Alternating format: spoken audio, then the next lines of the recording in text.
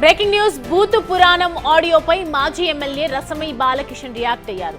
ముందుగా కవంపల్లి సత్యనారాయణే బూతులు మాట్లాడాడని, దానికే తాను రియాక్ట్ కావాల్సి వచ్చిందన్నారు రసమై. తన మాటలను ఎడిటింగ్ లేకుండా మొత్తం విడుదల చేయాలని రసమై డిమాండ్ చేశారు.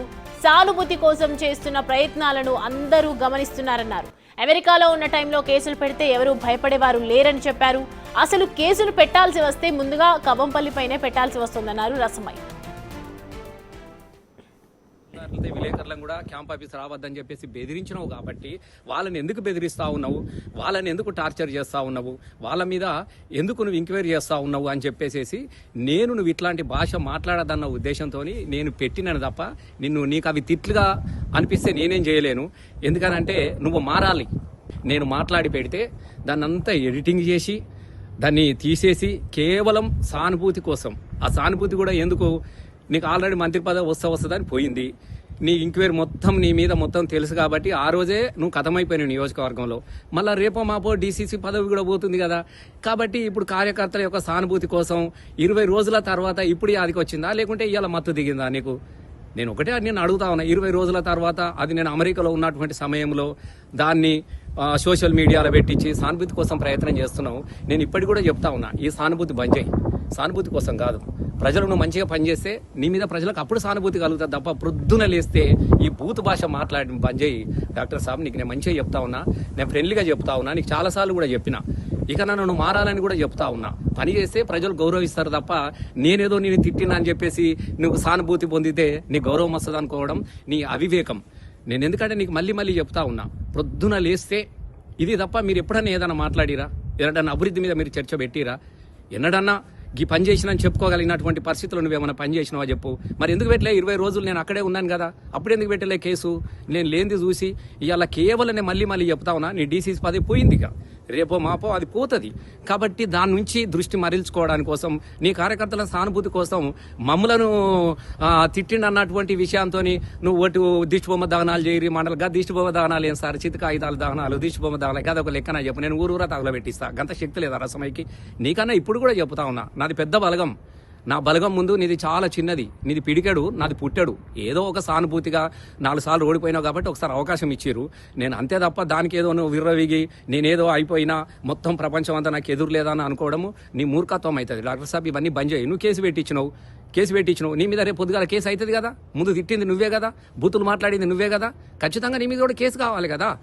నేను నీలాగా భయపడి కేసులు పెట్టించి బెదిరిస్తే బెదిరిపోయేటోడు కాదు రసమై అనేటోడు, తుపాకులకు ఎదురు నిలిచినోడు, తెలంగాణ ఉద్యమంలో ఉవ్వెత్తిన ఎగిసిన ఒక ఉద్యమ కెరటం రసమై గారు. నేను పనులు చేసిన బిడ్డగా చెప్తా ఉన్నా. ప్రజలే నా బలం నియోజకవర్గంలో. నీకు ఇప్పుడు మళ్ళీ చెప్తా ఉన్నా, ఈ గీసులతోని కాదు. నీలో నిజాయితీ ఉంటే నువ్వు మాట్లాడింది రిలీజ్ అయ్యి, లేకుంటే నేను ఏం మాట్లాడినో అది రిలీజ్ అయ్యి. ఎడిటింగ్ చేసుకొని అంత చిన్న పిల్లల్లాగా అంత మంచిగా లేదు డాక్టర్ సాబ్. నీ ప్రవర్తన మంచిగా లేదు, మంచిగా సరిదిద్దుకో, మంచిగా చేసుకో. వీటితో ఏం అయ్యేటి కాదు. నేను ఇప్పుడు కూడా చెప్తున్నా, విలేకరులకు పంపలేదు.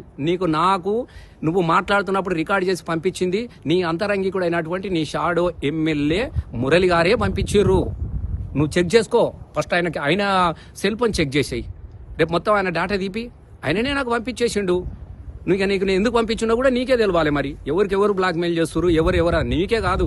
నేను డాక్టర్ అమ్మ కూడా పంపించిన, మీ ఆయన భాష చూడమ్మా, ఇట్లా మాట్లాడుతున్న తల్లి, దయచేసి మీరు చెప్పని చెప్పేసి డాక్టర్ అమ్మ కూడా మాట్లాడినా, నువ్వు మాట్లాడిన భాష మార్చుకోమని చెప్పేసి. నేను ఇప్పుడు కూడా చెప్తా ఉన్నా, డాక్టర్ నువ్వు మంచిగా మాట్లాడితే నేను గౌరవిస్తాను. ఎందుకంటే 10 సంవత్సరాలు ఎమ్మెల్యేగా నేను చేసినా కాబట్టి 100% ప్రజల చేత నువ్వు ఎన్నుకోబడ్డావు కాబట్టి నేను తప్పకుండా ఆనర్ చేస్తా, గౌరవిస్తా. కానీ నువ్వు చిల్లర మాటలు మాట్లాడితే మాత్రం నేను బెదిరిపోయేటోని కాదు, ఎక్కువ మాట్లాడతాను. నేను చెప్తున్నా కదా, కుక్క కాటుకు చెప్పు దెబ్బనే ఉంటుంది తప్ప నేను వీటికి భయపడేటోని కాదు. ఇప్పటికైనా నీలో నిజాయితీ ఉంటే నేను మాట్లాడింది ఎడిట్ కాకుండా నువ్వు మాట్లాడింది కూడా ఎడిట్ కాకుండా నేను పంపించిన ఆల్రెడీ. 2 విన్న తర్వాత ప్రజలు నిర్ణయించుకుంటారు. కాబట్టి ఈ బెదిరింపులు ఇవన్నీ బంద్ చేసుకో డాక్టర్ సాబ్. నేను నీ మంచి కోసం చెప్తున్నా. రైట్, ఈ అంశానికి సంబంధించి పూర్తి డీటెయిల్స్ అందించడానికి మా ప్రతినిధి శ్రీనివాస్ జాయిన్ అవుతున్నారు. శ్రీనివాస్, రసమై మాటలు వింటున్నాము. మొత్తం ఓవరాల్గా పంపించినటువంటి ఆడియోలో ఎడిటింగ్ చాలా ఉంది, దాంట్లో వాళ్ళు మాట్లాడిన మాటలు కూడా ఉన్నాయని చెప్తూ ఉన్నారు. ఏంటి డీటెయిల్స్, ఏంటి వాస్తవాలు ఏ విధంగా ఉన్నాయి? పూర్తి పూట ఇటు రసమై బాలకిషన్ యొక్క ఆడియో వైరల్ అయినటువంటి నేపథ్యం లోపల ఇటు విదేశాల లోపల ఉన్నటువంటి రసమై బాలకిషన్ మరొక వీడియో కూడా రిలీజ్ చేయడం కూడా జరిగింది. మొదట ఇటు నానా బూతులు తిడుతూ కూడా ఆ గల్లీ స్థాయికి దిగజారాడు అని చెప్పి సోషల్ మీడియా లోపల వైరల్ అవుతున్నటువంటి నేపథ్యం లోపల ఇటు ఆడియో లోపల కూడా నేరుగా కవంపల్లి సత్యనారాయణకి ఆ ఆడియో మెసేజ్ పెట్టాడు అని చెప్పి అయితే ఇటు సోషల్ మీడియా లోపల వైరల్ అయింది. ఆ ఆడియో లోపల మాత్రము ఇటు మానకొండూరు ఎమ్మెల్యే కవంపల్లి సత్యనారాయణను మాజీ ఎమ్మెల్యే రసమై బాలకిషన్ బూతు పురాణం అందుకొని ఇష్టం వచ్చినటువంటి అమ్మ అబ్బా అంటూ కూడా చాలా కించపరిచే విధంగా మాట్లాడాడు. ఈ ఆడియో వైరల్ అయినటువంటి నేపథ్యం లోపల ఇప్పుడు ఏకంగా ఇటు విదేశాల లోపల ఉన్నటువంటి రసమయ్య బాలకిషన్ ఒక వీడియో కూడా రిలీజ్ చేయడం కూడా జరిగింది. తాను కూడా ఇటు పిహెచ్డి చేశానని చెప్పి టీచర్ గా పనిచేశాను, ఉద్యమంలో పనిచేసినటువంటి నాయకుడిని, తాను కూడా చదువుకున్నటువంటి వ్యక్తిని, మరీ ఇంత దిగజారి మాట్లాడేంత లేదు.